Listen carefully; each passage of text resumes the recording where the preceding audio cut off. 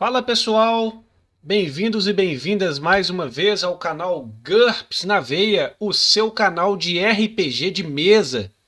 Pessoal, hoje nós vamos falar de um tema muito interessante em GURPS, que é iniciativa, mas não somente aquela iniciativa que a gente conhece quando começa um combate no RPG.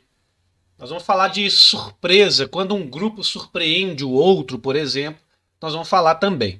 Então, por isso que eu coloquei esse título: Iniciativa, Emboscada, Surpresa em GURPS.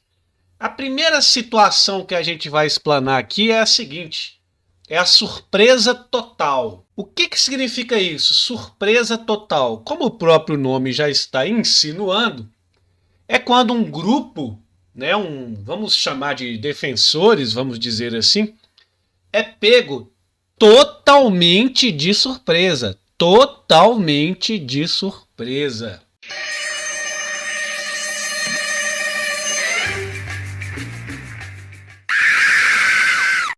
Quando isso acontece, esse grupo, esses aventureiros, esses personagens que foram pegos de surpresa, ficam paralisados. Paralisados, entre aspas, né?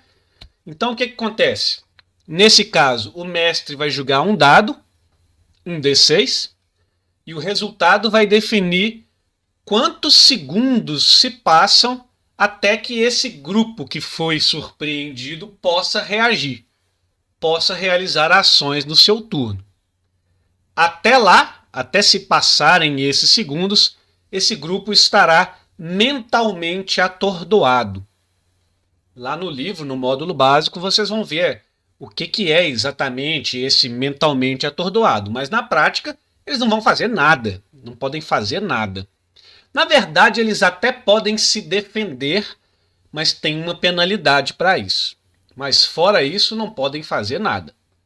E aí tem um detalhe: personagens que têm aquela vantagem de reflexo em combate nunca ficam paralisados numa surpresa.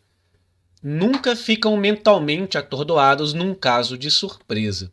E nesse caso, a surpresa total para esse personagem será considerada uma surpresa parcial, que eu vou falar daqui a pouquinho. Bom, o que mais? Aventureiros, guardas, sentinelas, vigias, esse tipo de personagem raramente fica surpreendido totalmente. É muito difícil isso acontecer. Pode acontecer, mas é muito difícil. Pode acontecer, por exemplo, se eles estiverem dormindo por algum motivo. E aí eles são totalmente surpreendidos por algum outro grupo de atacantes, né? Ou tem um exemplo que o livro dá, Seria uma surpresa total um grupo de lobisomens entrar correndo pela porta da biblioteca local. É só um exemplo que está no módulo básico aí. Aliás, esse exemplo aí caberia até uma verificação de pânico, né? É ou não é? Depois de passada essa paralisia inicial, cada defensor, cada membro que foi surpreendido, deve fazer um teste de inteligência no início do seu turno. Se ele for bem sucedido, ele pode agir normalmente, mas se ele fracassar no teste de inteligência, porque é um atordoamento mental, Se ele fracassar, ele continua mentalmente atordoado e só vai poder fazer o novo teste de inteligência no início do seu próximo turno. Isso significa também, voltando ali na surpresa total, que indivíduos ou personagens que têm uma inteligência muito baixa, eles podem morrer num combate por causa de uma surpresa total. E a surpresa parcial? O próprio nome já sugere, É quando o defensor já está esperando pela encrenca. Ou então quando os dois grupos se surpreendem. Não foi só um lado que surpreendeu totalmente o outro. Os dois se surpreendem ou eles já esperam alguma encrenca e aí sim que tem que rolar uma iniciativa. Mas não é aquela iniciativa de combate que a gente conhece. Essa iniciativa aqui é para cada um dos grupos, beleza? Digamos que é uma iniciativa grupal. O líder de cada grupo, de cada lado, joga um dado e quem tiver o melhor resultado vence. Um dado de 6 lados. Todos os outros do outro lado, os que perderam a iniciativa, ficam mentalmente atordoados e devem fazer testes de inteligência em seus turnos, da mesma forma que na surpresa total.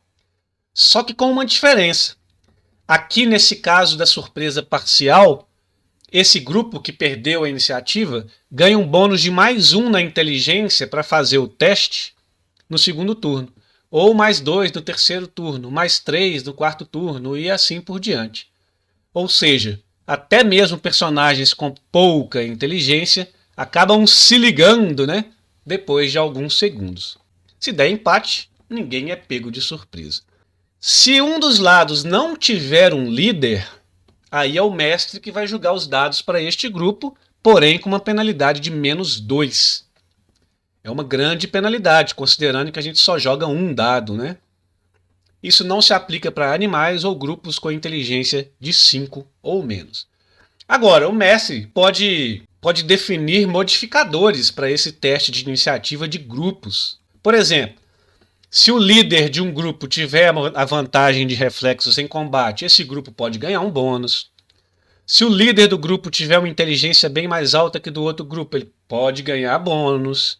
Se algum membro do grupo ali tiver a perícia de tática, pode ganhar bônus. Ou em algumas outras situações o mestre pode definir bônus ou até penalidade, né? Por exemplo, um lado estava mais alerta do que o outro lado.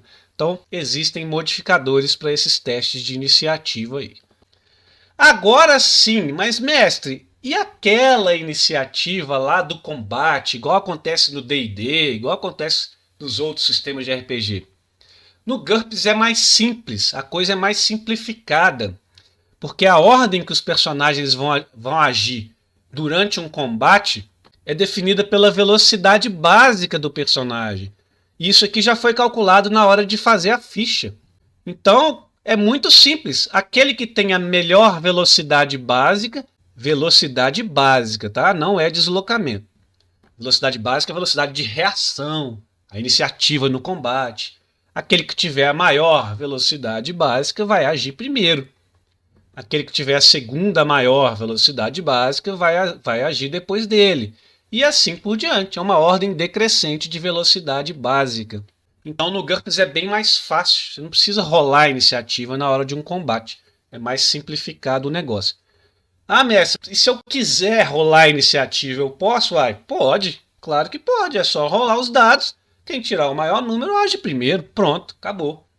Mas a sugestão do livro aí é usar a velocidade básica.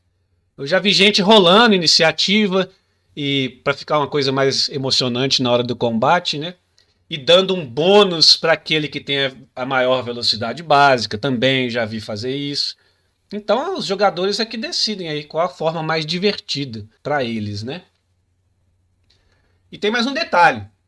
E se as velocidades básicas forem exatamente iguais? Se for personagem do mestre, o mestre decide quem age primeiro, não vai, entre eles, não vai fazer diferença. Agora, se for personagem do jogador, aí aquele que tiver a maior destreza vai agir primeiro. Se ainda assim empatar, o mestre vai lá e decide aleatoriamente qual que vai ser a ordem do combate. Ok, pessoal? Este vídeo é só isso mesmo. Mais uma vez, muito obrigado por vocês estarem acompanhando os vídeos aqui do nosso canal. E eu vou pedir mais uma vez para vocês. Dá o seu like, por gentileza, e também compartilhe esse vídeo com seus amigos RPGistas. Se inscreve aí no canal e ative o sininho para vocês ficarem por dentro das novidades aqui do canal. Beleza? Um grande abraço e até mais!